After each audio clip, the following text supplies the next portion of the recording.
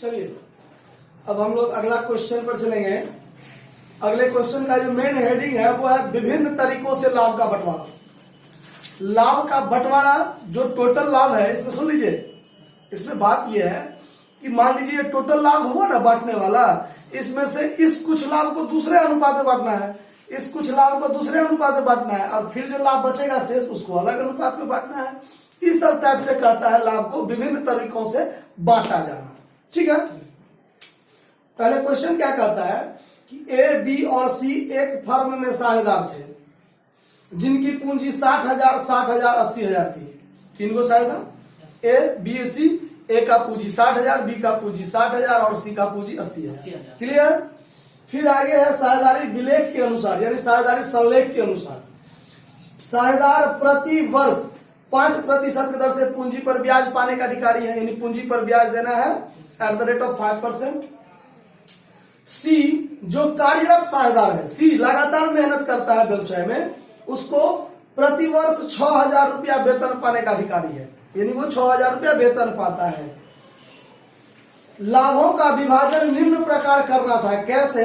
तो प्रथम 20,000 को पूंजी अनुपात में, अगले 30,000 को 5:3 अनुपात में, और शेष लाभ को बराबर बराबर। देखिए 3 टाइप कर दिया ना, कि मान लीजिए 1 लाख रुपया बांटने के लिए हुआ है, ध्यान से सुनिए, 1 लाख रुपया मानकर चलते हैं, तब प्रथम 20,000, अब 1 लाख को 3 भाग में बांट दीजिए, 20,000 को पूंजी अनुपात में बांटिए, अगले 30,000 को 5:3 अनुपात में बांटिए, तो 50,000 तो बटा गया।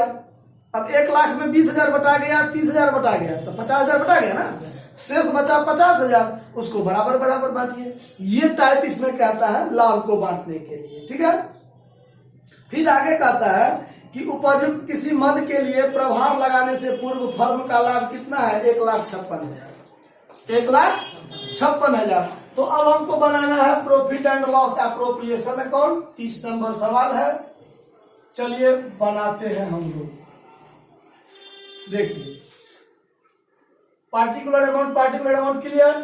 फॉर द ईयर एंडिंग भी आपको इसमें चेंज करना हो सकता है। इसमें फॉर द ईयर एंडिंग कब है?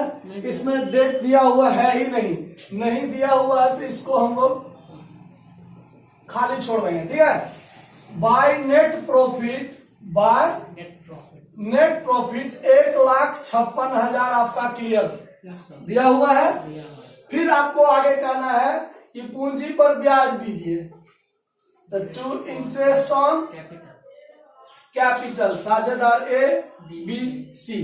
5% ब्याज देना है, तो 60,000 का 5% 3,000, इसका भी 60,000 है तो 3,000, इसका 80,000 है तो 4,000, यानी पूंजी पर ब्याज कितना दे दिए हम लोग? 10,000। क्लियर? फिर आगे कहता है कि बी को सी को 6,000 रुपया सैलरी देना है, तो टू सीज सैलरी दे दीजिए। आप सीधे सैलरी लिख के पोस्ट में फॉर सी भी लिख सकते हैं, दोनों भाग बराबर ही होगा। 6,000 रुपया क्या दे दीजिए आप इसको? सैलरी दे दीजिए। आया बात समझ में? सी को सैलरी दे दिए, पूंजी पर ब्याज दे दिए, बात खत्म। अब कुछ है नहीं, अब क्या है? तो लाभ को बांटना। देखिए 1,56,000 में से 16,000 घट गया तो बचा 1 लाख। अब ये 1,40,000 कौन बांटेगा? पार्टनर्स। तो two partners capital account profit. ठीक है, अब ए, बी और सी के बीच ये 1,40,000 बांटना है।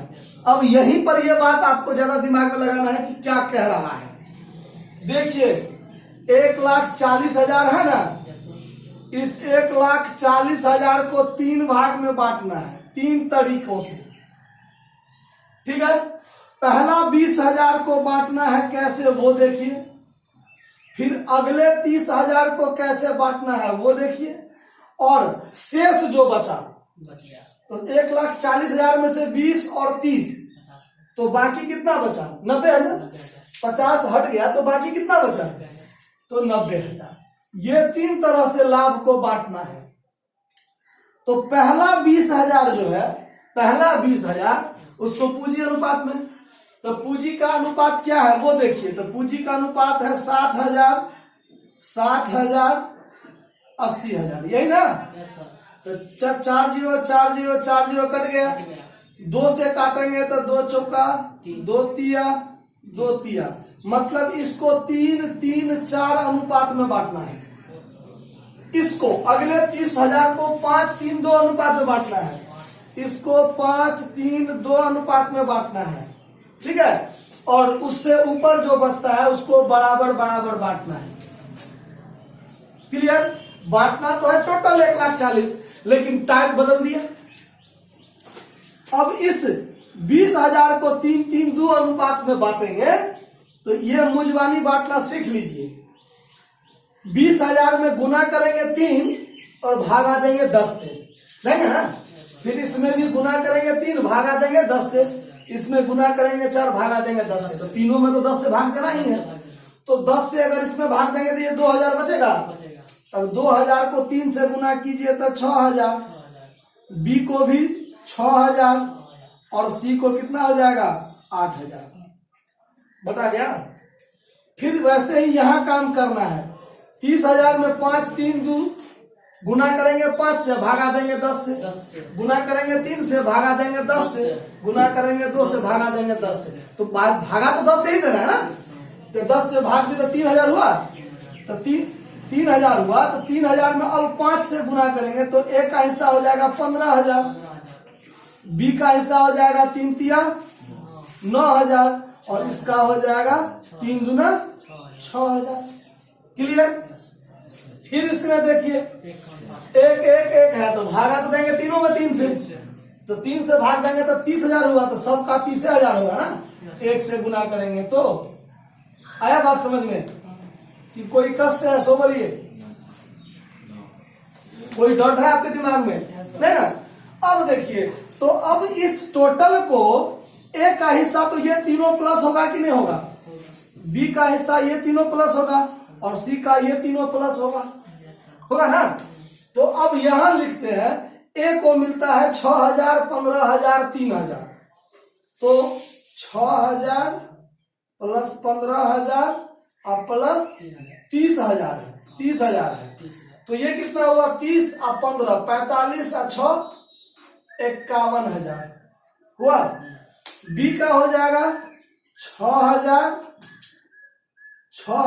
प्लस 9,000 और प्लस 30,000, तो 39 और 6 45,000। क्लियर? और फिर बी का होगा 8,000 प्लस 6,000 और प्लस 30,000, तो 8 6 14 10 44,000। समझ में आया इस बात को? कोई दिक्कत? किसी के मन में किसी प्रकार का कोई दिक्कत हो तो बोलिए। ठीक है, ठीक है।